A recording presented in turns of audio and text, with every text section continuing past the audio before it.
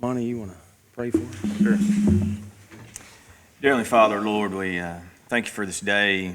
Lord, we just ask that you be with those families that were affected 4 years ago, Lord, at our high school and today, and just be with them, wrap your arms around them, and just show us continually how that we can help them. Lord, be with our tornado survivors and all those volunteers and our county employees that are out continually working on that, and we just lift them up to you. Be with us today as we conduct your business here in this county, and I just pray that we do it to the best of our abilities and always think of our constituents first. And we pray all these things in the name of your Son, Jesus Christ. Amen. Amen.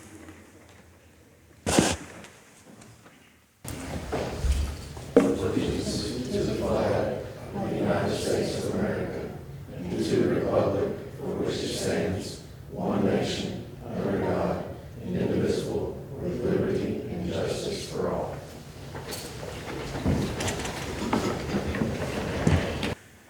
We'll go ahead and call Marshall County Fiscal Court to order, January 18th, 2022. First on the agenda, Leonard Hart. Good morning, sir. For those of you that don't know me, I'm Leonard Hart. I'm the coordinator for the Marshall County Veterans Band. And what we do is transport veterans to Marion, Paducah VA, Mayfield VA, Clarksville, Nashville, any doctors or hospitals in the area that they need to go. Bringing an update on last year's trips, we made 202 trips in the 12 months. The driver spent 705 hours and 25 minutes either traveling or waiting on a veteran at one of the locations. And we drove 22,949 miles last year. And the last 6 months we was quite busy. It was anywhere from 17 to 25 trips a month. There's a couple of days that we run both bands 3 trips. I had 2 days. I know of one. I picked up a vet from Marshall County at Metropolis at the rehab. Took him to Western Baptist for 8:30 meeting, or doctor's office. Left there and come down to Lakeland and Wesley Village. Picked up another one, had a 10:30 visit at Lourdes. Time I dropped him off, the one at Baptist was ready, so I took him back home. Time I got him back to Metropolis, come back to Lourdes, he was ready to go. So we've had a good year. It's been a busy year. We appreciate all the support that we get, and like I say, if you need a ride to any clinic, hospital, or what, just give me a call. I've got cards if anybody wants one. And that's all I've got for this year. All right. Last year. Appreciate it, Leonard. Thank you.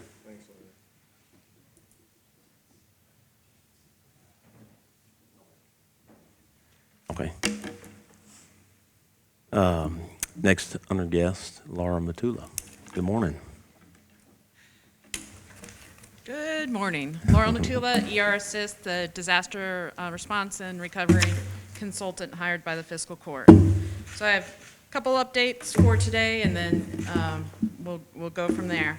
Debris, I'm going to defer to Roy in just a second on the quantities, but I'll say overall that we have about 50% done on debris, and we're entering a pretty critical point in that everyone needs to get the debris to the right-of-way ASAP. Let's revise ASAP in the next few weeks, because we have done so good on debris that at some point in the near future we'll be winding down debris collection operations. So if I would encourage everyone to get the debris to the right-of-way, I would say in the next 2 weeks, and if they cannot, that doesn't mean that debris collection stops in 2 weeks. It just so that we can judge how many trucks need to be here for the next few months. But if they cannot, to please call the hotline so that we could perhaps coordinate some volunteer groups to help get the debris to the right-of-way. And that hotline number is 270-527-8657. Roy, do you want to give any quantities, or you think we're good at saying 50%? Yeah, and as of today, right now, it's 222,810 cubic yards. It's a lot. What was that again, Roy? I'm sorry. 222,810. Thank you. It's a football field, that's it's a football field up to the top of the goalposts. I've done this a couple times. So again, debris, get it to the right of way. If you can't get it to the right of way, call the hotline so we can help try to get some volunteer groups to get it out to the right of way. Okay, next, debris related, kind of, is the way that we're going to offset the local share of these debris costs is with FEMA does something that's called volunteer donations, donated resources. It's kind of, you're going to scratch your head when I explain it to you, but FEMA actually gives the fiscal court a grant for the work that was done by volunteers so that FEMA didn't have to pay for a contractor.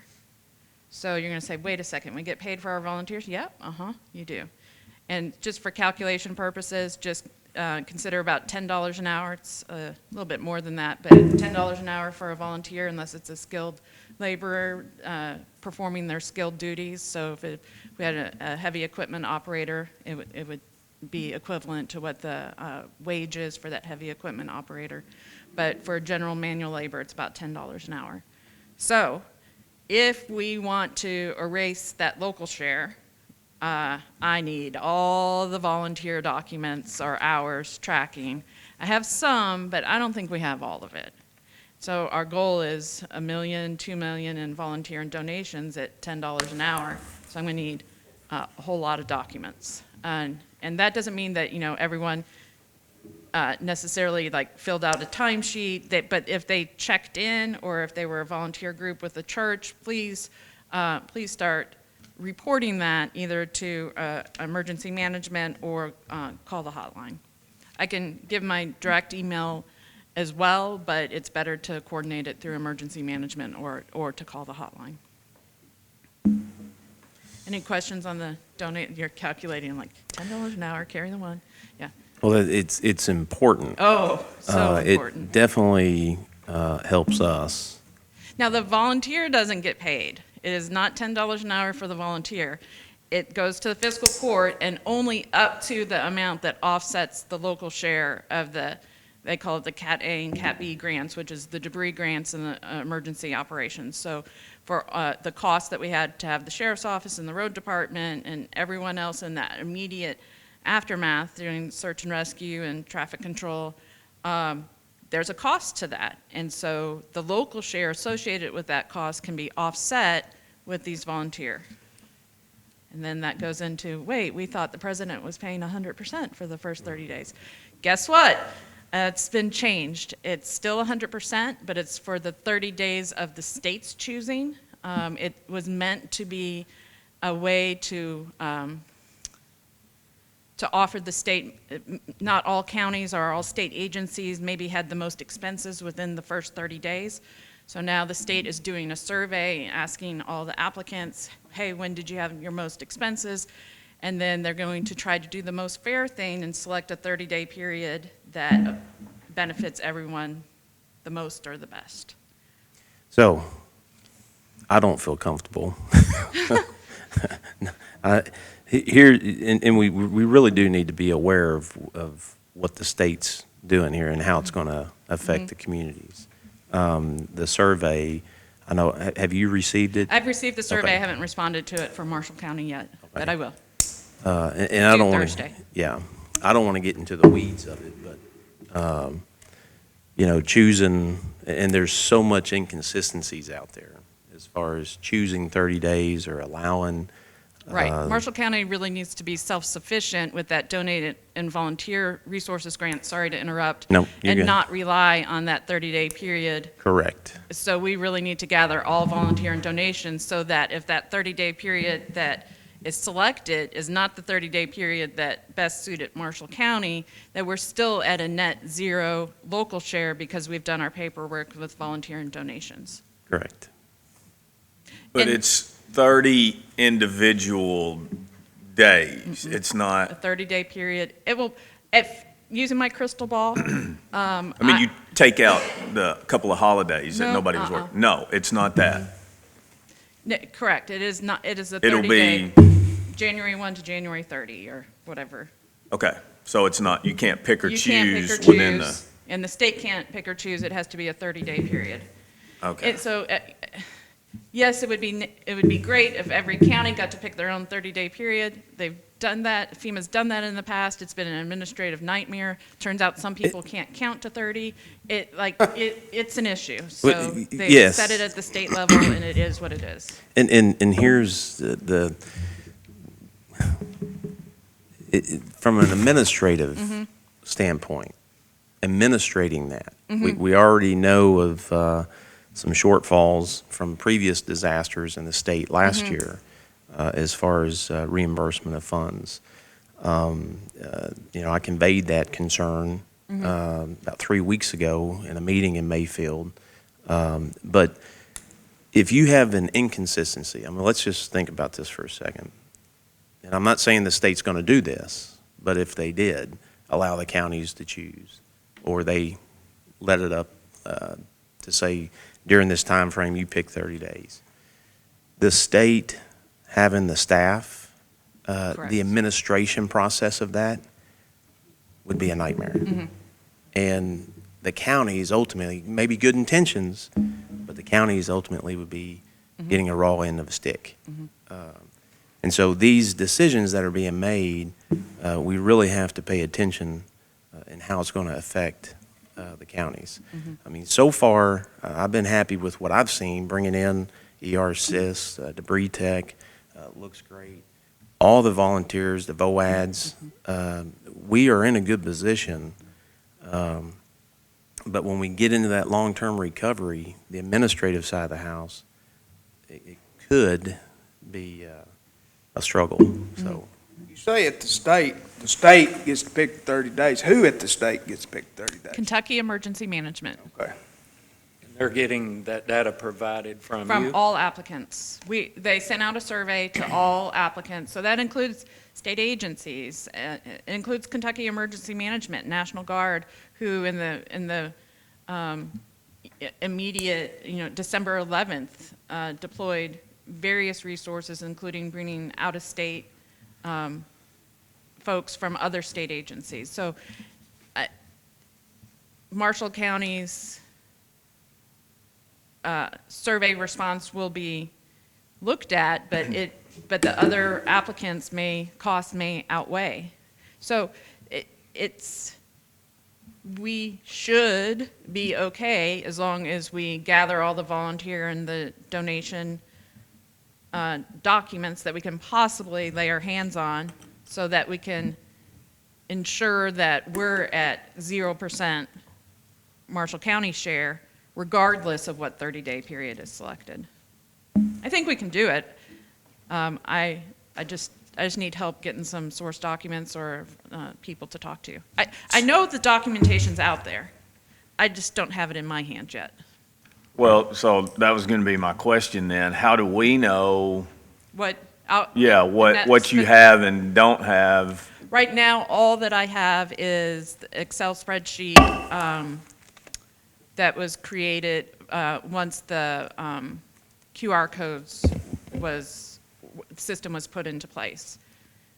I'm So- working on tracking down the handwritten notes, and then from other VOADs. Oh, and probably the VOADs that Emergency Management, Darlene with Emergency Management, has been entering into a software that they're using. So at next fiscal court meeting, I can kind of give you an update of where we're at on that. And I'm not necessarily here saying, hey, do you have someone's notebook paper from Right. December 12th, just letting you know how important it is, and if anyone finds a stack of notebook paper with names on it, to please get it to emergency management ASAP.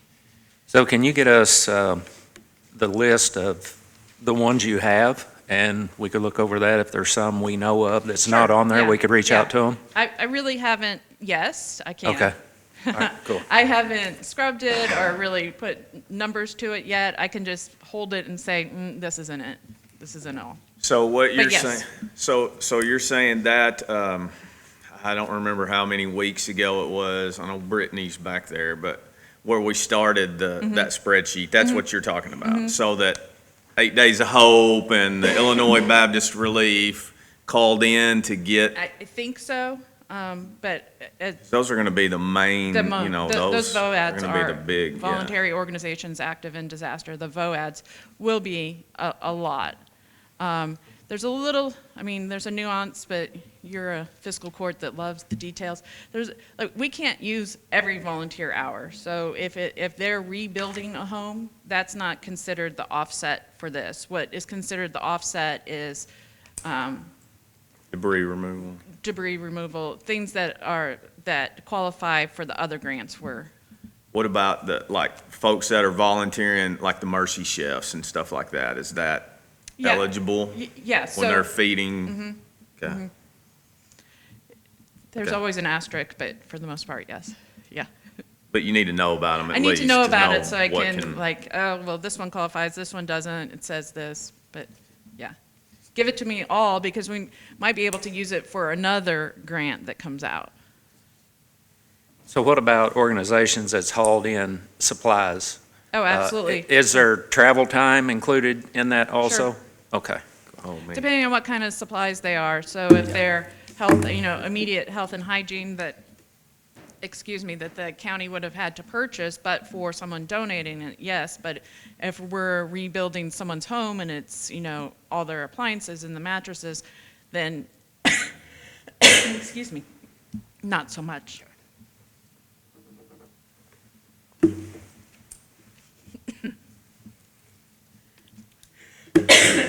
Sorry. Thank you. I will take it. Got me all choked up. Yeah. Whew. Okay, wiping the tears away.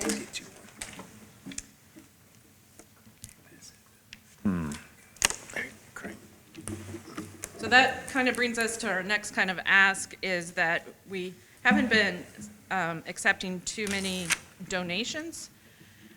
No more clothes, no more toothpaste, but the fiscal court may want to decide to open up donations for construction and building materials, because that is going to be our next need. And I'm sure Sue will talk, with Compass 82, we'll talk about, we have some funding gaps between what FEMA has been providing and what it's going to cost to rebuild, and that funding gap is always there. But if we have donated construction materials, then that may close that gap, but then we have to deal with the donations management of that construction materials and how people donate it. So we don't necessarily want everyone across the country to clean out the garage and send us, half-used boxes of nails, but certainly if we had bulk or items, 2x4s, plywood that are common construction materials, then I would think that we may welcome that, but again, that the dealing with the logistics of that would be something we would have to deal with.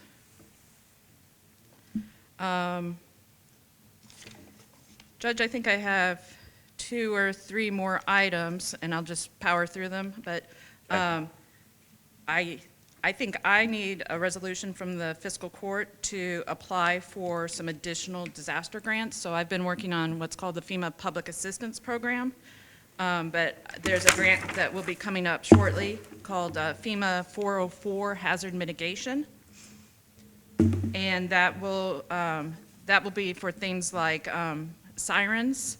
We have we have some unserved areas of the county, and so we could put in a grant for sirens for that area, and also for community and individual safe rooms. Yeah, I agree with you on the unserved areas. One of them was the Van Zora community, which was hit. Uh-huh. We've been trying to get a siren out there. I think it really needs to be put out there. And that was one of the areas hit, so yes, we need to. Seems like you would be the person to make that resolution. Yeah. We just, Where's our county attorney? he's on the phone. So it would be Well, we can. a motion Yeah. to, Or- yeah. as far as drafting the resolution, Laura and Jason can get together on that, but it would be an actionable item from the court to do a motion to allow Laura to put a resolution in place for that specific reason. So moved. Is there a second? All those in favor say aye. Aye. Aye. Any opposed? Motion carries. The last little note that I have is previously the court did a resolution regarding the loan, and that it included verbiage that it was just for disaster debris. But if I'm doing my job right, we should be getting opportunities to apply for many other types of grants, such as these tornado sirens and safe rooms. And those grants are the same thing. You have to expend the money, and then you get reimbursed.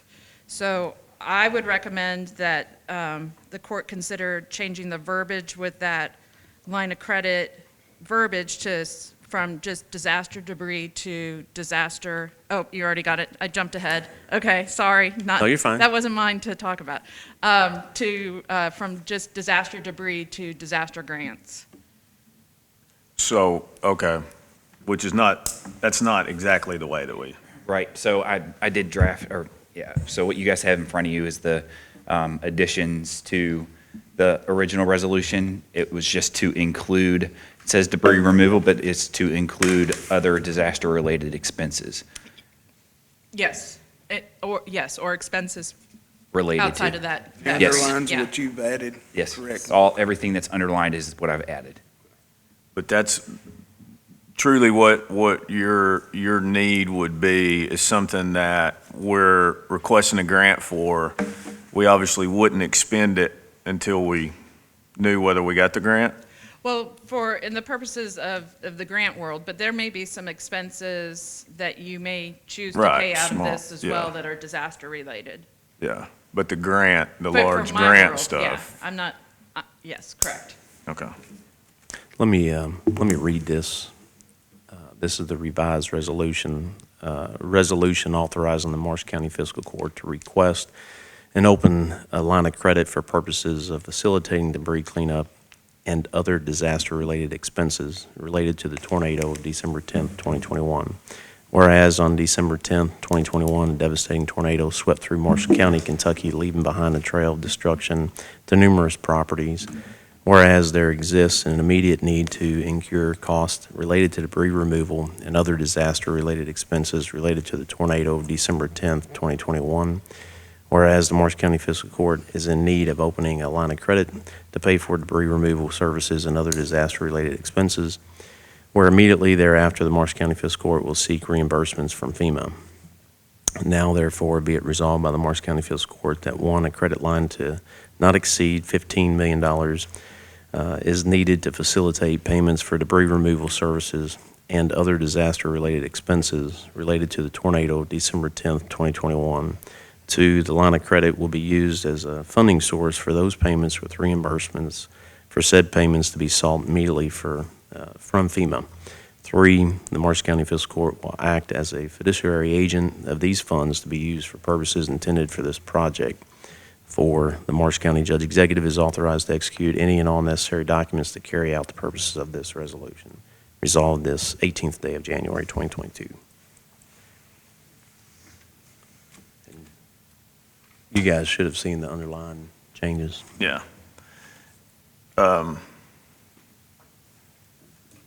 So, and I get the clarification as far as the grant and the large items. I guess now that we're a little bit past this, he and I talked about it a little bit last night, but now that we're a little bit past this, the initial stage, you know, and we're moving into maybe the next stage of this, you know, we're so accustomed to having a budget that we're working off of, and it scares me bad, as I assume you can. Oh, yeah, it's a lot of money. So, I guess how do we know, how do we have some type of knowledge of would what go could in that. potentially be left of this So, 15, you know? I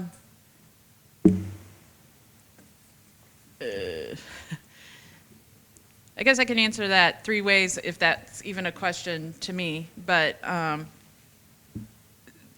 I think your overall debris costs are going to be less than initially estimated. Your quantity is still going to be somewhere in the same neighborhood estimated, but because we have not had to pay for the lake debris removal, that we've been able to do that through a nonprofit, or the nonprofit has taken that task on themselves, the fiscal court's actually not involved, then that has saved the court a lot of money. So I think, I don't think you're going to spend 15 million on debris. You're still going to have somewhere near 500,000, but not 15 million. The contract costs came in less than the FEMA and U.S. Army Corps estimate contract costs. So that's all good news. But it's still a reimbursement process. And then we have expenses for the Cat B, the emergency protective measures for labor and equipment usage, road department usage, that's on a reimbursement process as well. And those are all unbudgeted expenses. So that's outside of your normal budget. It could be 6 months until you get that $300,000 or $400,000 that Cat B will end up being, the Category B emergency protective measures. So I'm not, I don't know if the court would want to end up, that's a treasurer thing, whether you would want to pull that out of the line of credit or the expenses, or you would just keep it out of your normal budget. Neither here nor there for me. However, there are other grants that I'd like to help you pursue that if you had the line of credit, it would help you have that vehicle already in place. Yeah. So, and I get the grant part of it totally, because again, we're not gonna.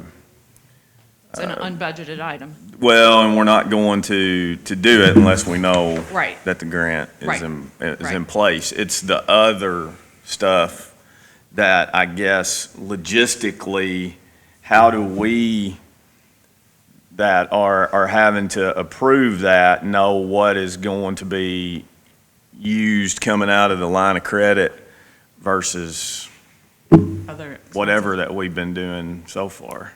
So everything that's getting put in that is hopefully FEMA reimbursed is being coded in VIP as FEMA. Right. And I know I talked to Commissioner Spragues before, some extra form of vetting on those expenses probably needs to happen. And even to a point to where, you know, hey, Laurel, are these legit? Are these good to come out of this? Right. So yeah, I think. There's some expenses that you just need to spend. Yeah. Yeah. And some of them, most of them are probably going to be reimbursable, but my team and I are just starting on that process for all those expenses now. So you are reviewing Yeah, oh, yeah. those, okay, because we look at it and it's like, Maybe not okay. before the purchase order is because we kind of have two systems, right? I'm not pre-purchase order review. I may get it before or after the purchase order. Some are coming to me, but I'm not the assistant treasurer, so I wouldn't, I don't know all that you have yet. And really, the PO process doesn't really vet the item being purchased. It just verifies that there's money in that account to pay for that. So really that, But it's currently coming out of that department's budget until we see that it's FEMA or related, and then we code it, and then. right.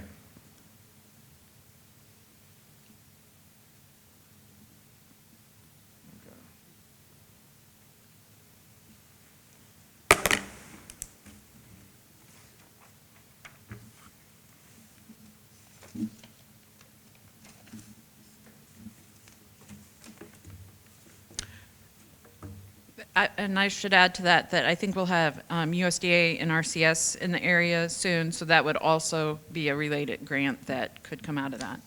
So that figure that you threw out just a few minutes ago when we started to talk about volunteer, was that hours? I mean, No. you just threw something Well, out. I'm right? looking for $1 million in volunteer or $1 million, donation. not Yeah. a million, okay. Hours, yeah. Okay. Yeah, we probably have a It's a million big hours. difference. I mean, Yeah. if we truly had tracking on everyone, we probably do have that. I don't know. But I that'd be would a settle- stretch to think Right. that FEMA's going to allow that much. Oh, I've had several grants over $1 million. And No. Hours, over $1 million hours. I've No. not done it over $1 million Yeah. hours. Yeah, $1 million, Yeah, which would be roughly 100,000 right.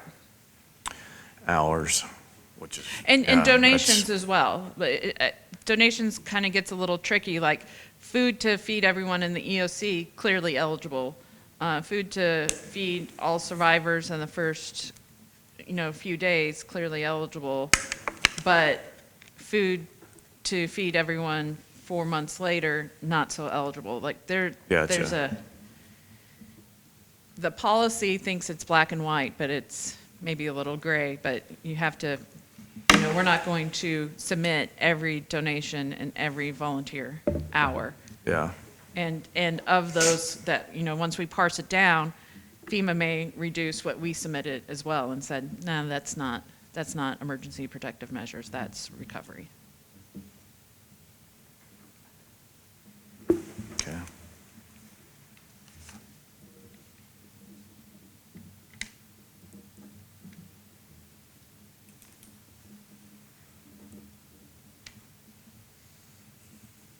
Questions?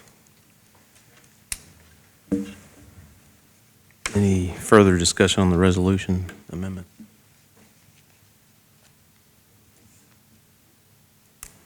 I move we accept it. Second. All those in favor say aye. Aye. Any opposed? Motion carries. The last thing that I have is additional verbiage or clarification on ER-Assist's contract and task orders. So we have a contract, but what I've put in front is, or what I've submitted is specific task orders. So we have grant management, monitoring, and individual health and safety through Compass 82. So I've clarified, and it's really for an accounting for grant reimbursement purposes, to have different task orders for us to bill to so that it can be tracked easier for reimbursement purposes from FEMA. So I've separated out the grant, or the functions that ER Assist is currently doing for Fiscal Court into 3 separate task orders. And previously, the court has discussed Compass 82, but has not officially made a resolution to use Compass 82 through ER Assist. So the 3, I think you have 3 task orders, 1 grant management, 2 debris monitoring, and 3 the Compass 82 function.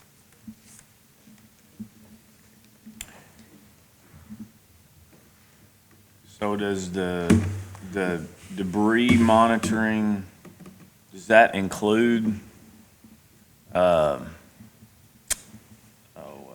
debris tech? Yeah. Yes. Yeah. So that's their. That's okay. debris tech. And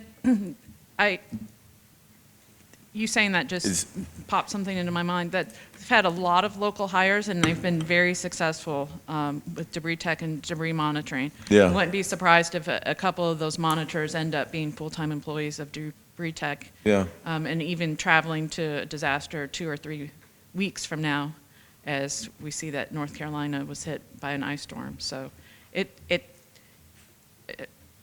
may be a blessing in disguise for those 2 or 3 folks that end up having full-time careers out of this temporary gig.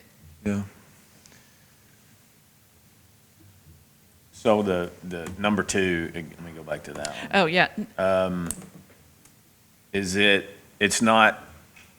is not the removal, though. no, it's not the removal. Monitoring. Yeah, it's just the monitoring. And I don't think it's going to be anywhere near that amount, but if we end up, if something happens to living lands and waters and they cannot do the waterway debris and we have to end up going through another, and the county has to engage a contractor, that just allows room should that. And that's just rule of thumb, back in napkin math based on the initial debris estimate. And there's that cap on there, but it's all of the services are still paid based on hourly. Oh, correct, yeah, and yeah, travel, per Yeah, diem, it's all not- that kind of, correct, yeah. yes. Can I assume you went high? I did, your yes. estimate. Assuming that we don't have to do waterway debris, which is very timely and costly, I think that it will be a third of that. So that's a VOAD, I mean, Yeah. right? So, and those will be are, tracking that, those are yes. not $10 an hour. Correct. Those are You're right, we'll higher- be tracking that for sure, and that may completely offset our offset. That may completely take care of it. Right. However, if someone. if they ever stop. Well, no, because that's waterways, sometimes then FEMA will say, no, that was really USDA or NRCS, or that should have been TVA's responsibility. We can't for sure. We're not going to disagree with that. Right, but- well, we can't for sure just count on that offsetting our FEMA, because FEMA may say, oh, that, FEMA wouldn't have paid for that anyway. So, yes, that would offset it, assuming that everyone agrees that was FEMA's responsibility. And is it clear in black and white? No, not always. So we're proceeding as if we can't use that funding. But NRCS will be visiting in the next week or so we'll find out if it would be them or TVA or FEMA if Living Lands had to not do the service any further. But until then, everyone just think good thoughts for Living Lands and Waters.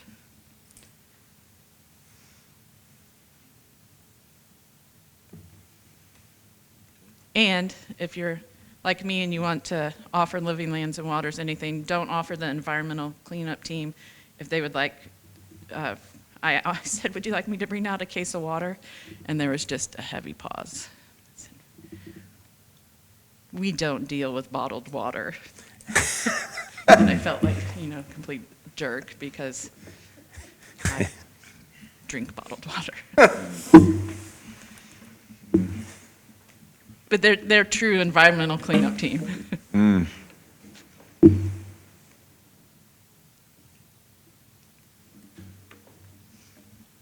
I guess it's a bad time for me to take a Yeah, drink of this. yeah, like a swig of water. Well, we can do it in solidarity.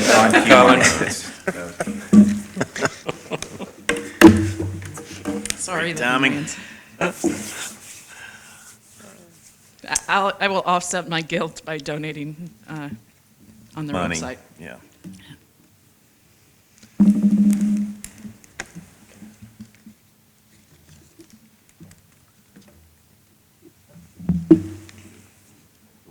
You need a So, motion on the yeah, those 3 items separately, yeah, individual tasks. yeah. So We approve the task order 1. Second. the grant management, there's a motion and a second. All those in favor say aye. Aye. Any opposed? Motion carries. monitoring on number 2. Yeah, I move we approve task order number 2 for debris monitoring. Second. All those in favor say aye. Aye. Any opposed? Motion carries. And then citizen health response. Move we approve the order for, I can't read that. That's hard to read. Is it? It should say citizen health or emergency response. Okay, It's bad copy, bad scan. yeah. I see the number. That's the important Yeah. thing, but Here, I'll read it real quick. citizen response and safety support. There you Correct. go. Correct. Move we approve it. Second. All those in favor say aye. Aye. Any opposed? Motion carries. So calm any fears on debris so far. The cost is under 5. It's a little over 3, and that includes estimates for haul out. So in the next month or so, with that haul out cost, of haul out costs that have been done, and we're just getting into haul out. My brain and my mouth don't always work in the same sync. But we're about $3 million now, and we may all in be $6 million, way less than that $15 million we originally estimated. But again, that's if the waterway debris changes, and because the contractors, because of good competitive procurement on Fiscal Court's behalf, came in way below the contract rate that other counties are paying, and/or that Army Corps estimated. So go us. Laurel, Yes. when it comes to the state right-of-way, can you kind of give Oh, yeah. So Can you give an overview? rapidly. Because just so that the folks that live on our Okay, state routes, so they it is understand. expected that today, so last fiscal court, maybe the previous, the fiscal court had put together a draft interlocal agreement and sent it to KYTC so that the debris that's on state routes that the county does not have the authority to pick up on or would be reimbursed by FEMA. We expect from Frankfurt, KYTC and KYM have worked out a type of template agreement, and we are expecting that District 1 will send that to Marshall County today or in the coming days. We have heard that other counties are looking to receive that agreement today, so we're assuming that Marshall County will as well. When that agreement is received from KYTC, then it's very likely that the road department and contract crews will begin picking up on state routes, and so that same guidance of get everything to the right-of-way applies both for county roads, for city roads, because we have the interlocal agreement with the city, and then also for state roads. But we're waiting. Right. It's a minute-by-minute, check my email type situation. Yes. Looks great is basically standing by. Right, yeah. Which is good, nice of them. Yes. And as far as we know, the city, with the interlocal agreement with Benton, for the most part. Yes, I'll double check with the mayor today, but I think that all the hot spots that they have identified have been collected, and that all roads have been picked up in addition. But if anyone has any information to the contrary, please make me aware, or the debris hauler looks great aware, and we'll get someone out there. They have out in my area, because it's kind of the border there where it's city and county join, and they're doing a great job overall. I mean, they really are. That's good to hear. Yes, they are.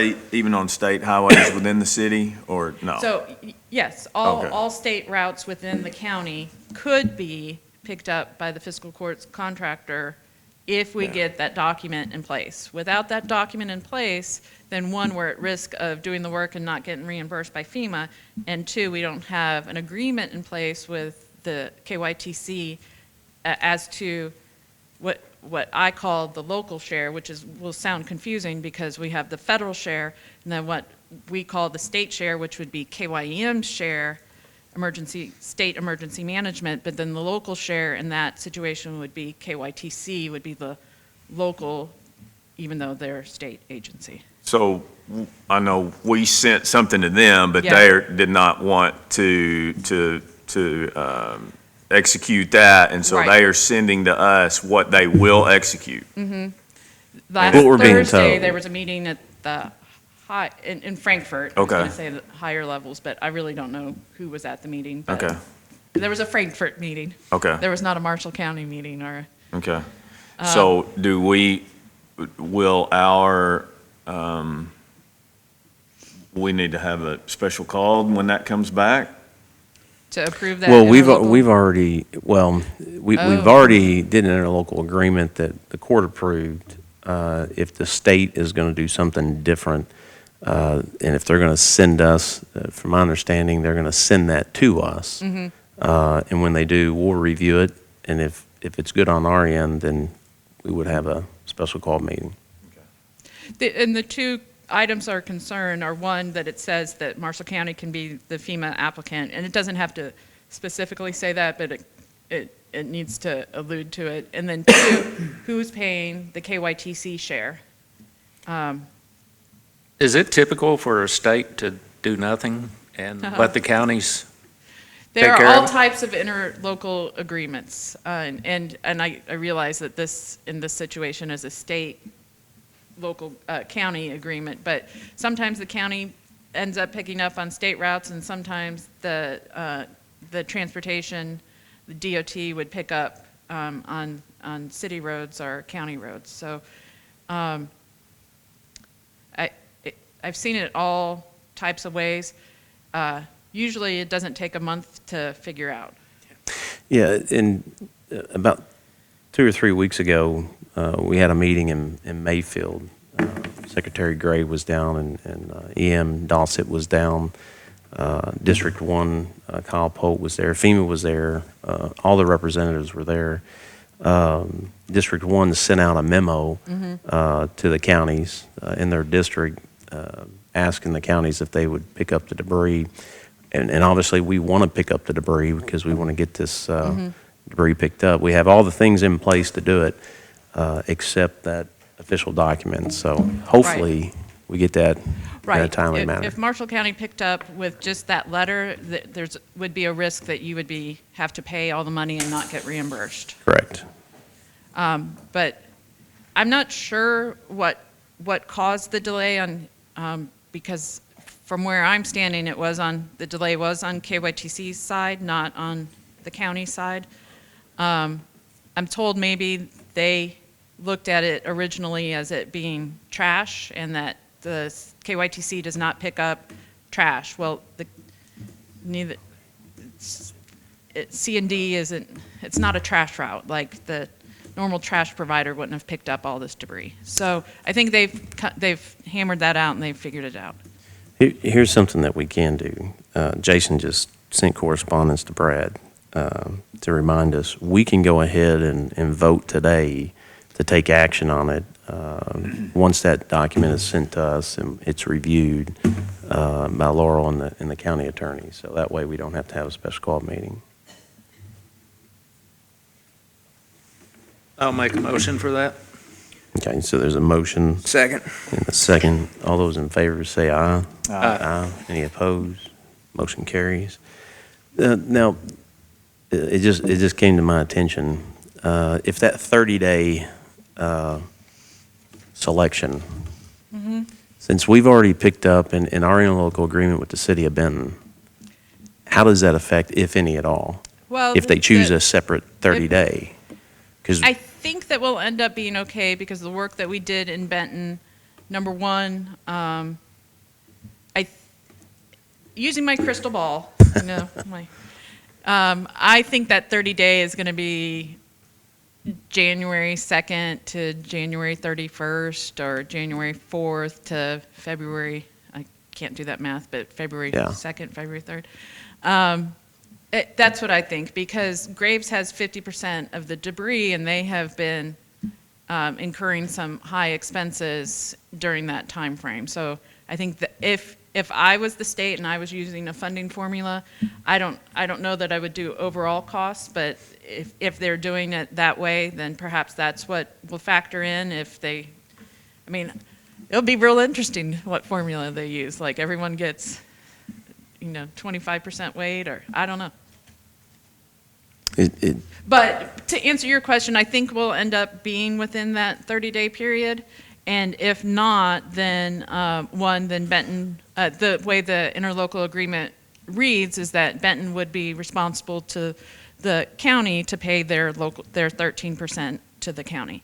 Now, again, using my crystal ball, at the end, maybe the local share isn't 13% because maybe we got all of our volunteer and donations grants, or maybe there's CDBG DR grants that are going to pay the local share, or maybe there's going to be state money, but we're 3 or 4 months off from knowing how the local share is going to be reimbursed. But to that end, we don't have to worry about, is there the state going to pay for it? Is the governor going to find a pocket of money? Is it someone going to defer state ARPA funds? Are we going to qualify for CDBG or CDBG DR? If we can just get all of our volunteer and donations documents, then we're self-sufficient and we don't have to worry about other grants. But to answer your question, I think it'll be zero if I do my job right. I'm glad you mentioned the state, because this Senate bill? 200 million Uh-huh. that's going into the SAFE, I think, West Kentucky aid. Have you been able to take a look at that? And There's a lot of moving pieces there, and I haven't done a deep dive on that yet, okay, but I will. I haven't. I've had a chance really to. And maybe Compass 82 has, or maybe not, but I think that's the next segue to talk about individual recovery and path forward, and may include from that. But there's a long road grant-wise. Like, I don't think I'll be here every fiscal court, but you and I are going to be friends or colleagues for the next year. Yeah, we'll be friends once that zero is true. Yeah, well. Or black, Best or you can friends. bring it in the black and Right, yeah, bring yeah. more to us, Right. but we're colleagues. Yeah, okay. Definitely. I'll go with that. Judge, do you want me to defer to Sue, or you want to? Yeah, Okay. if that's everything that Sue and you've Stella. got. Thank you. I asked her if she stood on her back porch and yelled Stella, and she just. Oh, my didn't. gosh. Many stores people did that. All right. So, let's see. I feel like we're continuing story from last time. So, we were mentioned the last time we had fiscal court that we really are making an aggressive outreach to connect with survivors. As of this time, FEMA has over 900 registrations, and we do not have 900 people that we have touched. So we are still coming up with different methods, and I know Brittany's in the audience, so I just really want to point out that as a public information officer, she has done a fantastic job, and she has done outreaches to the TV, the radio, got me on one of the radio shows with Stella. She's been in print, social media, currently working on a targeted mailing to the impacted area, so we get that avenue going. And then the next big outreach is working collectively with the faith-based partners. Time and time again in disasters, it is really relying on the faith-based community to help get that messaging, help get that confidence from the survivors to reach out for help. So I'm happy to say that there has been an increase, and We're about up to 330 names now, and this week we're going to start an aggressive outreach now with our new batch of names. So hopefully we'll be getting some of that much-needed situational awareness. One of the other things that has helped bring that about is that we've had meetings with our VOED partners, and Darlene from the emergency management has been fantastic, and she coordinated meetings. We met with Team Rubicon, Christian Aid Ministries, 8 Days of Hope, Go Serve, and Mennonites. And it was a twofold conversation. So the first is to kind of assess where they are in their process. A lot of them are still doing debris removal. Some of them are interested in doing the repair and rebuild phase, but they want to see some more information, going back to our situational awareness, of really what are the unmet needs in the community. So they have handed in and they submitted their volunteer hours now to Darlene. So between Darlene getting Marshall County on crisis cleanup, which is a electronic site that people can put up work orders for debris removal, and also the volunteer VOAD groups can take assignments from there. So that has been a big help because it shows you what houses are being worked on and what are the hours. So that'll come into what Laura was saying about capturing. We did in New Jersey, Monty, we literally had several $1 million of offset for volunteer hours. So it's about trying, there's a lot of good that's going out there, but it's not surprising that you learn of new groups doing new things all the time, because there's not like this one orchestra, but we're starting to put some of the pieces of the puzzle together. And then what is my team doing? So my team is talking with each of these homeowners and making sure they're maximizing their resources from FEMA and their insurance company, making sure they understand the value and the need to fill out for a small business association loan. By the way, they do have a deadline out right now for SBA that is going to be on February 10th. So that'll be an important message for us to continue out there. And then one of the next pieces of the puzzle is, all right, we're going to establish what the resources are that the individuals have on hand. Then we're going to establish what they need to completely get back home. And then inevitably there will be people who have the resources between their insurance, their savings, what FEMA may give them, or an SBA loan, and they're going to be on their pathway. You guys have done a great job pushing out for the contractors registration, so you're hoping those people have the resources on their own, they connect with a good contractor, and they're on their way home for recovery. But we also are seeing and talking, there are many homeowners who do not have those complete resources, and there's going to be this gap. And that is the next part that we are engaging, trying to find funding partners who will feel comfortable joining it with us into our whole system of proper vetting, making sure they're maximizing, and then putting a plan in place with hopefully a few of these VOED partners in the rebuild. But I will speak from my heart here and say that time and time again in disasters, that pathway of really the whole community coming together with the funding, with supporting the volunteers that are here, if that does not take place, we will lose a lot of people not getting back home. So I certainly encourage all of us to work together so that we can come up with that system and identify who we need to put in a little extra resource just to get them across the finish line. But we have been working, and, the VOEDs have been around, disasters for decades. So it's not as easy as people think. Well, I shouldn't say it's not as easy. There are some steps. For instance, they want to know, is there ownership on the house? Are they up to date on their taxes? What is their actual, income level? Because really, it's all about building safe, sanitary, and sustainable situations for people. And the best way that we can do that is identifying the system that is in process right now. And then when we have the gap, there's 3 ways to fill it. You're either filling it with money, material, or manpower. And sometimes you need all 3 of them to get the gap closed.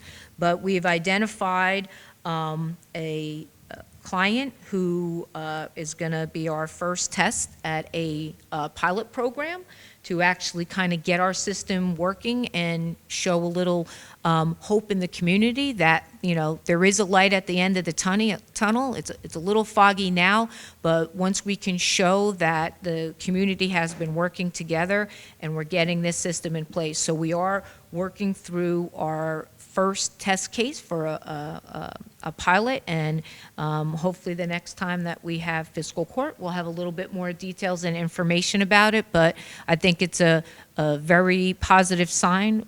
We do have funding situation that they would be considered, so that's a good part. We know we have some of our VOAD partners in the area still that are interested, so it's about just doing that. But I think that'll be the next step to kind of keep plugging people into the system, and then at the same time move the system along so people can actually see where it's going. So exciting news, and you know, I'm looking forward to coming back in 2 weeks and kind of getting to the next step of it. So.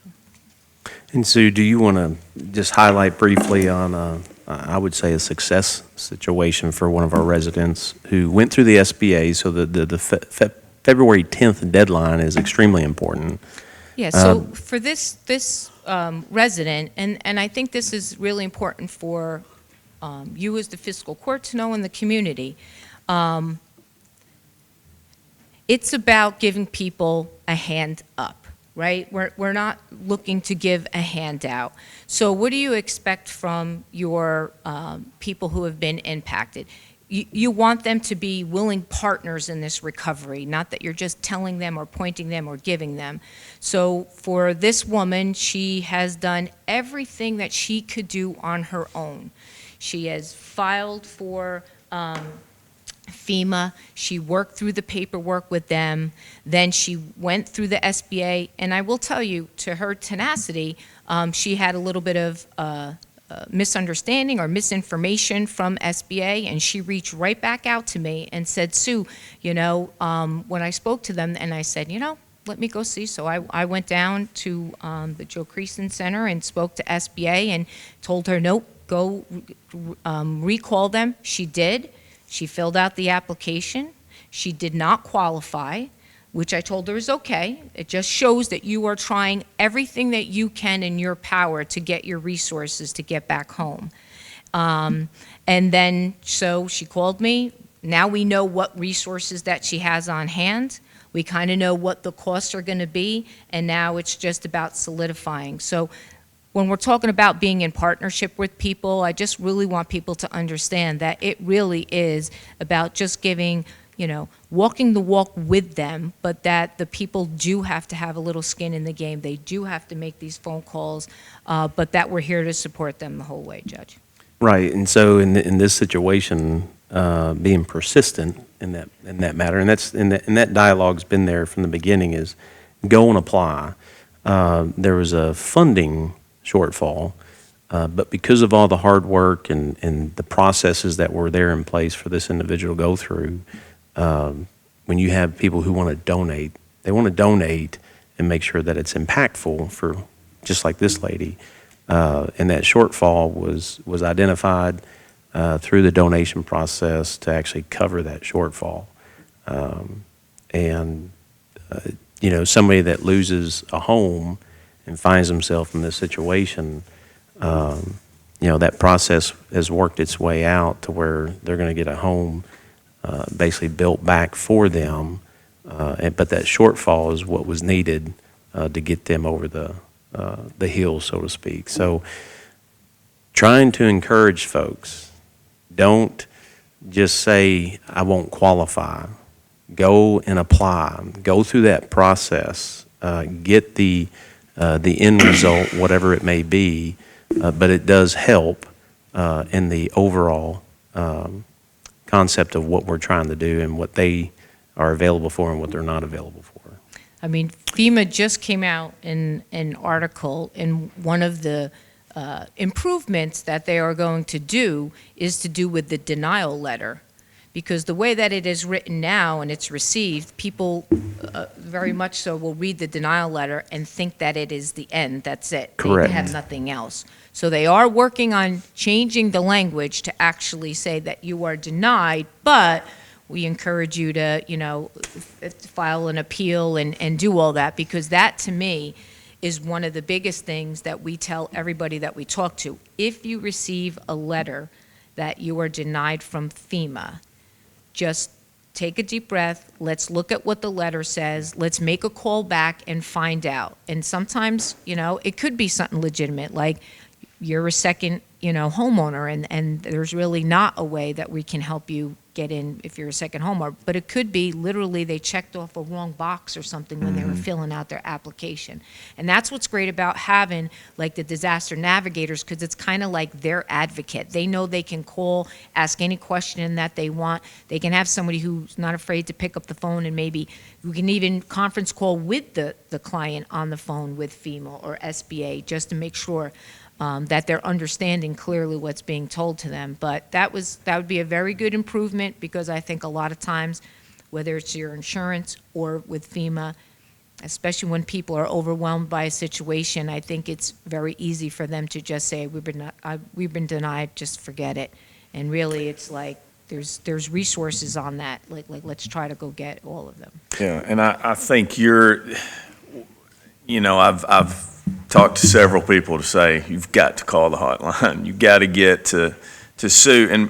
And you're explaining it well now. To me, it's from being on the bank side before, we dealt with SBA. So you went into most of the time when you're dealing with SBA, you're actually dealing with the banker or USDA, whatever it is.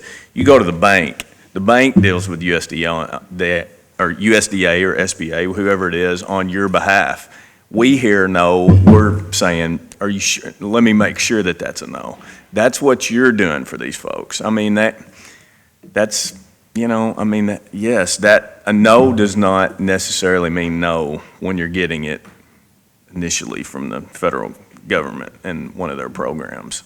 And so I appreciate what you're doing, and I just hope that people are getting the word, watching these, listening, hearing what you've done, and then in turn contacting you to get your help, because it's intimidating to deal with FEMA, SBA, whoever it is, USDA. So you got to have someone that knows. People just need to know that they're doing okay. Like I And if say it it's- over and over again, like you are doing everything Yeah. right. Write down your notes. Keep, because sometimes they feel like, they're missing out, that they're doing something wrong, that they're not putting their family on a path to recovery. Yeah. And sometimes just having a little reassurance that, no, it is a system, it is process, it is a step, and that you are doing everything. And then what this lady Yeah. just said, she's like, oh, I got denied. And I said, it's okay. Remember, we said that's okay if you got denied, but you are showing everyone that you are trying every pathway to get your resources for your recovery.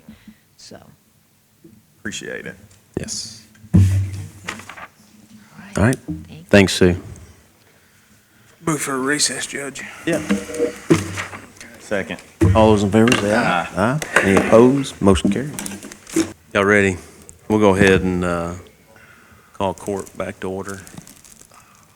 In the correspondence, December changes, personnel changes. Valerie Baker, term 12/7/21. Josh Tubbs, termed 12/31/21. Ricky Creasing, retired 12/31/21. Jacob Ford, termed 12/31/21. Cole Siebert, wage increase from 1930 to 2074. Jason Neal, wage increase from 1912 to 2047. Dustin Tilson, wage increase from 1622 to 1782. Old business, approve the minutes, January 4th meeting. So moved. Second. All those in favor say aye. Aye. Any opposed? Motion carries. We took care of item B with the resolution. New business, ordinance 2022-01, temporary suspension of enforcement of ordinance 2018-07, Commissioner Lamb had reached out to me, and I think this is a good idea. Do you want to share what? Yeah, a lot of folks that, using the, county, ramps, it's kind of hindering their business, with all this debris removal and things like that. So we'd like to, suspend that during all this. That way we're not putting a hardship on the business.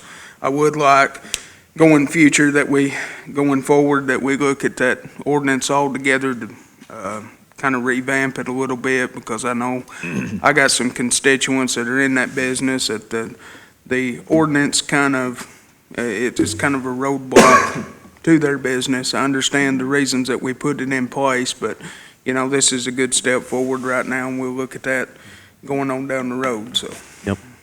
And it's for recovery, economic recovery. Right.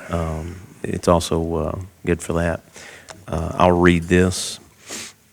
This is ordinance number 2022-01, an ordinance declaring an emergency and temporary suspending enforcement of ordinance number 2018-07, whereas on December 10th, 2021, and into the hours of December 11th, 2021, one or more tornadoes of at least EF3 magnitude made multiple direct hits, impacts in various areas of Marsh County, Kentucky, leaving behind a trail of devastation, whereas the damage left behind by these one or more tornadoes includes, but is not necessarily limited to, partial or complete destruction of multiple homes and other structures, severe damage to vital infrastructure, physical injuries to multiple persons, multiple reports of missing persons, and one or more fatalities. Whereas official declarations of disaster have been issued by both the President of the United States and the Governor of the Commonwealth of Kentucky in response to the aforementioned devastation, whereas multiple locations at or near public boat docks and day-use parks sustained major damage, whereas Ordinance 2018-07 regulates businesses on or about public boat docks and day-use parks, whereas it is necessary under the circumstances to temporary halt enforcement of Ordinance 2018-07 to allow cleanup operations and reconstruction to take place without fear of violating Ordinance 2018-07. Whereas pursuant to KRS 67078, the Marsh County Fiscal Court is empowered to pass an ordinance with one reading and an immediate effective date. Now therefore, be it ordained by the Marsh County Fiscal Court as follows. 1, a state of emergency exists and is therefore declared in Marsh County, Kentucky, due to the devastating impacts of the one or more tornadoes mentioned above and the damage left behind on or about day-use parks and public boat docks. 2, in order to permit persons and entities to continue to undertake cleanup and reconstruction efforts without fear of violating ordinance number 2018-07, the enforcement of said ordinance is hereby temporarily suspended at the locations specifically described in Exhibit A, attached hereto and incorporated herein by reference. The ordinance shall be effective immediately upon one reading and passage by the Marsh County Fiscal Court. 4, the ordinance shall remain in effect until further action by the Marsh County Fiscal Court. 5, nothing of this ordinance shall be construed to limit or alter enforcement of any federal or state statute or regulation applicable to activity or conduct on or above or on or about those locations described in Exhibit A attached hereto. Exhibit A, 1, Buckhorn Bay Day Use Park. 2, Big Bear Day Use Park. 3, Birmingham Point Day Use Park. So with the emergency declaration, typically with an ordinance, we would have a reading and a second, but we only have to have one reading. So moved, Judge. Second. All those in favor say aye. Aye. Any opposed? Motion carries.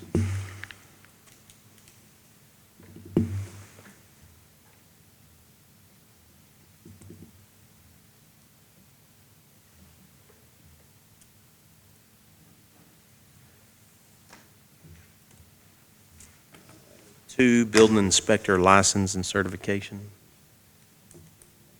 You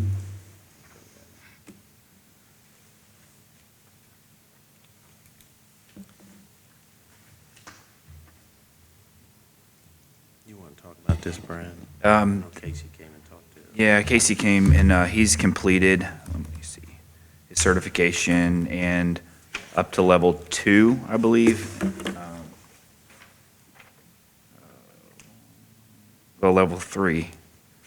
Yeah, level 3 certification for his building inspection.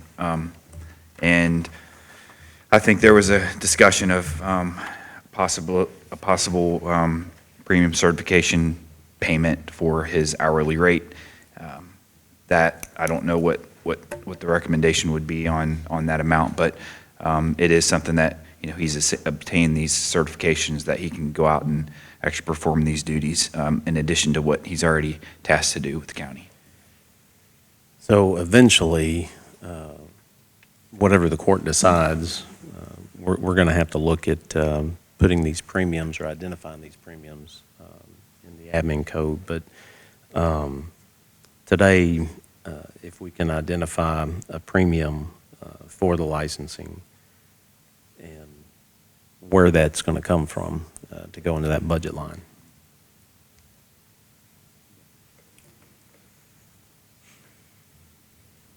So for an example, if it's a premium for certification level 3, is it what amount does the court feel to give Casey for his certification?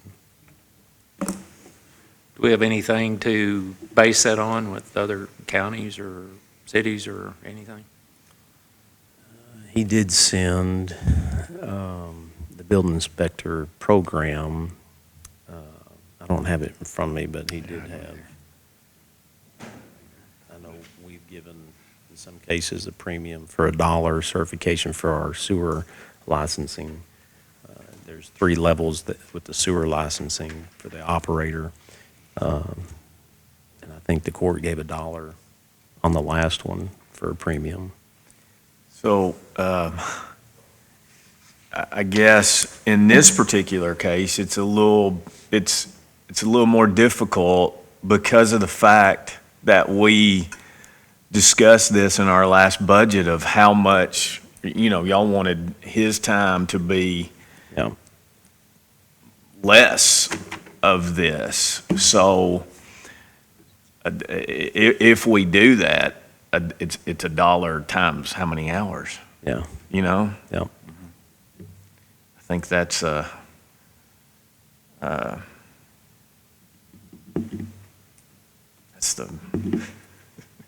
difficult piece of this. Because this is not, let me make sure that is this something where he could actually go out and do the inspections? Yes. Is this not to review the plans? He could go into the details of what it actually, from what I understand, it's what our current building inspectors have.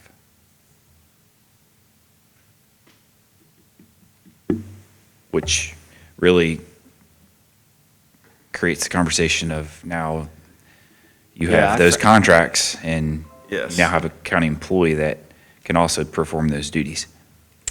Yeah.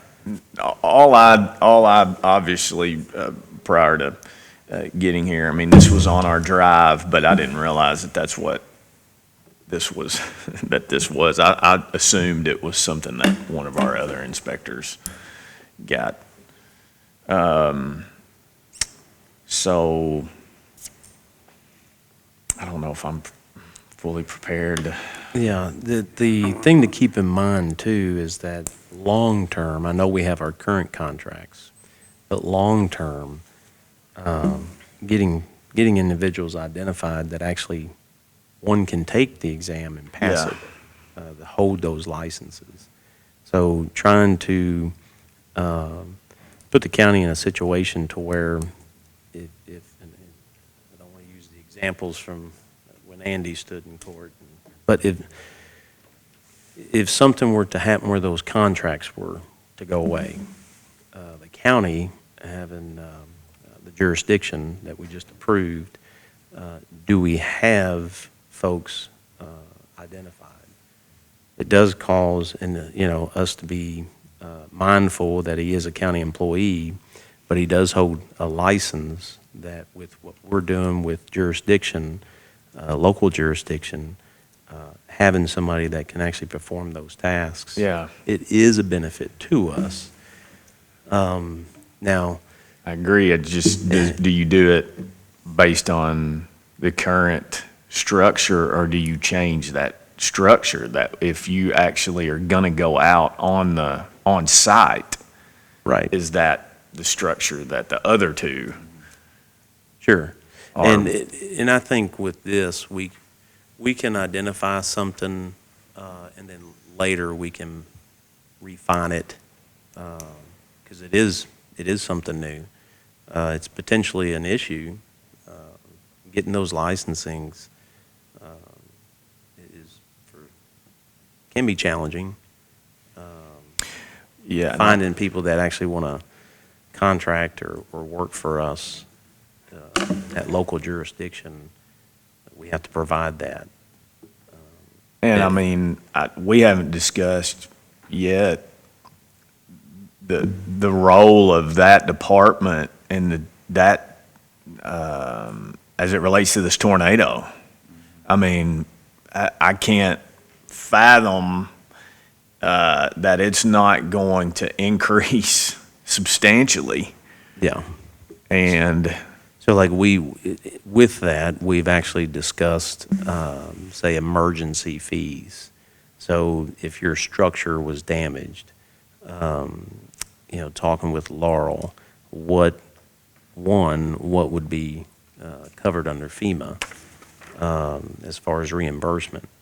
But if we go out and we send an inspector out and they say somebody wants to rebuild their home, and it's partially damaged. Well, what they want to do is we want to make sure, first of all, that structurally it's safe to even go into the building. So those fees, the inspectors are going out doing these inspections. One thing that the county has actually looked at doing is taking those fees because of the emergency situation to cover those fees, and then to apply that for FEMA. Now, it's not the actual permit. It's the emergency inspection for safety, and that's what does fall under FEMA. So in that case, they have been inundated with a bunch of requests, and I can't speak for Casey if he has or how much, if he has, helped in that situation. But that could be a scenario where he is putting more time into that. Obviously, he's got one foot in with GIS and the other foot in with the inspection. And it is. I mean, it's I don't know. It's definitely going to have to be something that we sit down and try to identify. And that may be what we discussed today, is that we sit down and we identify how we design that. yeah, Could it be a short term to a long term? We definitely need to identify that. Having the certification is a good thing, because if something changes, something happens, we have somebody on staff where we can facilitate that need if need be. But yeah, it's going to be a challenge. yeah, yeah. These, this emergency inspection, if we apply to FEMA for that, will the homeowner get reimbursed? No, That- so what happens? Well, now, let me back up. The Casey hasn't sent out, so we haven't billed for those fees. Now, if you're a contractor and you go out to the location, and I come to you and I say I want to do a emergency inspection, the contractor builds in that fee, and then so the contractor's performing the work. So that's the biggest question, is trying to identify, do you pay the contractor, or does the county, since we're trying to help with economic recovery here and trying to help the folks with these emergency fees, there are some areas that we've got to figure out how we do that. So to answer your question, we don't even know how many. Casey can tell us how many, but they have not sent out the bills. So he's holding on to those bills for those fees.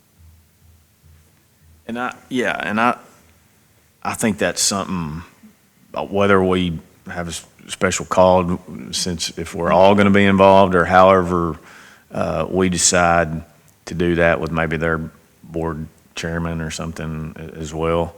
But we definitely need to look at it, because, I know we've all taken those calls, but if we don't know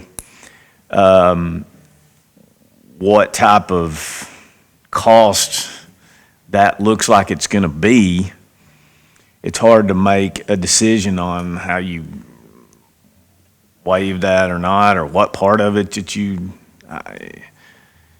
Yeah, talking with Laurel, There's a lot of moving the parts emergency there. inspection is really the only one that they will reimburse us for. and that's really the only one we really want to get into. Yeah. The regular home inspection, she advised not to do that. Okay. And really, it's to make sure, because one, we want to make sure that nobody's working on a property that potentially is unsafe. Mm-hmm. So that's our interest. And that's something that FEMA will cover, or at least we can apply for. But yeah, if we need to, I guess for this situation, we can try to come up with some ideas. And it's not that the court doesn't want to. Yeah. It's just, it really is a unique situation. Yeah. Yeah, I think the dollar premium is fair. How do you apply it? How do you apply it? How do you possibly apply it? And when is it applied versus if he's going to, again, I think if it's a situation where you're reviewing plans or whatever it is, the same thing that he's been doing this entire time, versus is he actually going to start going out on these? Right. So. Well, let us put something together and bring it Okay. back. That way we can have maybe a better understanding. Okay. Motion table that. There wasn't a. No, this is,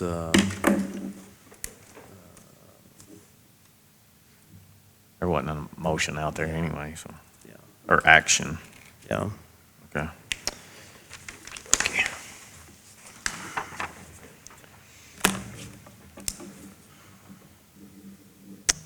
Item C, lease with WKAS. They are in the old, what we call the senior citizens building. They actually immediately, Justin had called me like that night. Their location in Graves County got hit, and so they needed another operation. And so this is just a lease agreement since they're in one of the county-owned buildings. This lease agreement made and entered into by and between Marshall County Fiscal Court, hereinafter referred to as landlord, and West Kentucky Allied Service, hereinafter referred to as tenant, whereas landlord desires to lease to the tenant the property more particularly described to wit.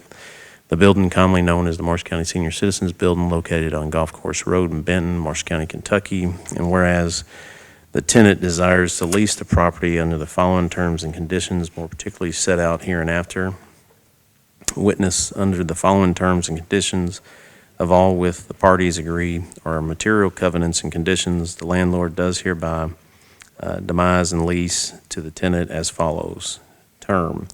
The lease shall be for a period of 1 year beginning on the date of January 2022 and terminating on the 31st day of December 2022, with the understanding of both parties that this location is a temporary accommodation due to tenant's displacement from the recent tornado. Tenant may terminate this lease agreement at any time, at which time Rent shall be prorated for that month, with tenant having no further rent obligations for the unused duration of the term. 2, rent. Tenant agrees to pay the rent to the landlord at the rate of blank per month, due and payable no later than the 5th day of each month. The tenant shall continue to act in furtherance of its public purpose as proposed to the landlord as a condition of continued use of this property. 3, utilities. The tenant shall be responsible for and pay promptly when due all charges for gas, water, electricity, sewer, telephone, and internet service. 4, alterations. No structural alterations are permitted without the express written consent of the landlord. 5, repairs and maintenance. The landlord shall repair and replace the structured portion of the roof, foundations, walls, floor, windows, heating and cooling systems, plumbing breakdowns, and electrical problems, with the exceptions of light bulbs and any repair that are necessary due to the negligence of the tenant or its guest. Should the landlord neglect or refuse to make such repairs after notice from the tenant without liability or forfeiture of the term herein may make such repairs and deduct the full cost thereof from any present and/or future rent payable until the tenant has been paid in full. Anything to the contrary herein notwithstanding or terminate this lease, so long as written notice of the defect also indicates an intent to terminate for failure to repair. 6, sublease or assignment. The tenant may not sublease any part of the rented premises or assign this lease without the written consent of the landlord, and in the event any assignment or sublease is made, the tenant shall remain responsible under the terms and conditions of this lease. 7, partial or total destruction. Should the leased premises or any improvements in the area leased by the tenant be substantially or totally destroyed by fire, the elements, or otherwise so as to render the said building totally unfit for the tenant's occupancy, either party shall have the option to cancel the remaining portion of the lease or any extended period or term thereof by giving the other party written notice thereof within 30 days after such destruction. 8, insurance. A, personal property. It shall be the responsibility of the tenant to carry proper insurance covering its items of personality located on the premises from loss due to fire, other elements or acts of God, and theft. B, liability insurance. The tenant shall maintain liability insurance policies for the leased premises against liability arising out of the use and operation of the leased premises due to bodily injury, deaths, and property damage in the minimum amount of $1 million. The tenant shall provide a copy of the liability insurance policy, which shall carry a 30-day notice of cancellation clause to the landlord. C, leased premises. The landlord shall be responsible for issuing the leased premises except any personality placed thereon by the tenant in such amounts as the landlord may determine will adequately replace the leased premises. D, cross waiver of subrogation. The landlord hereby releases the tenant, any assigns and subleases and tenant, and any assigns or sublease release landlord from and against any and all claims, demands, liabilities, or obligations whatsoever for damage to the property or loss of rent or profits of either landlord, tenant, and assign resulting from or in any way connected with fire, accident, or other casualty in the building, whether or not such fire, accident, or other casualty shall have been caused by the negligence or negligence of the landlord, tenant, or assigns, in the extent that such damage or loss is either insured under any insurance contract, which at the time of such damage or loss permits waiver of subrogation rights prior to the loss thereunder, or was to be insured against the provisions of the first paragraphs of this section. 9, legal use only. The tenant shall use the leased premises for a legal purpose, and any violation of this covenant shall be considered a material violation of the terms and conditions of this lease. 10, severability. In the event any one or more of the provisions contained in this agreement shall be held to be invalid, illegal, unconscionable, and unenforceable in any respect, the validity, legality, and enforceability of the remaining provisions of the agreement shall not be affected or impaired in any way. Therefore, further, it is agreed between the parties that any provision deemed as such will be applied to the fullest extent so as to avoid the illegal or unconscionable result. 11, counterparts. This agreement may be executed in any number of counterparts, each of which shall be deemed an original, but all of which together shall constitute one and the same instrument. 12, scope of agreement. This agreement shall be binding upon the successors, heirs, and assigns of the parties, and can only be amended by a signed, written, properly executed by both parties.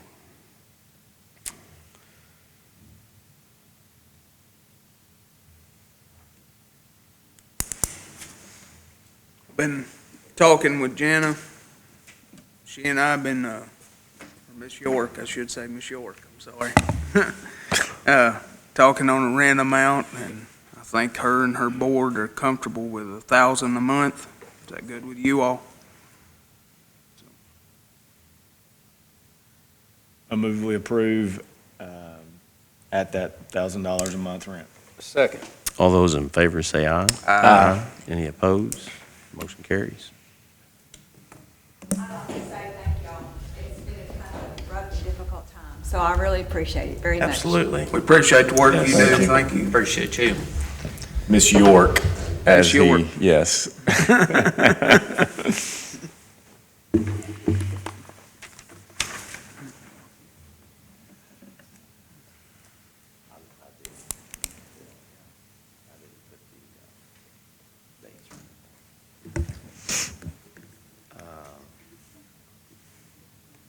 Transfers.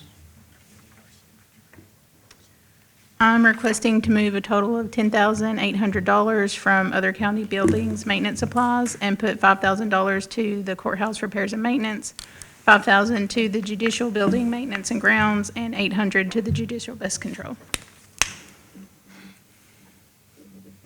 Move we approve the transfer. Second. All those in favor say aye. Aye. Any opposed? Motion carries. Bills and claims. Is there any reason to deny payment of the bills and claims? Hearing none, let the clerk record that the bills and claims have been paid. Is there a motion to adjourn? So move. Second. All those in favor say aye. Aye. Any opposed? Motion carries.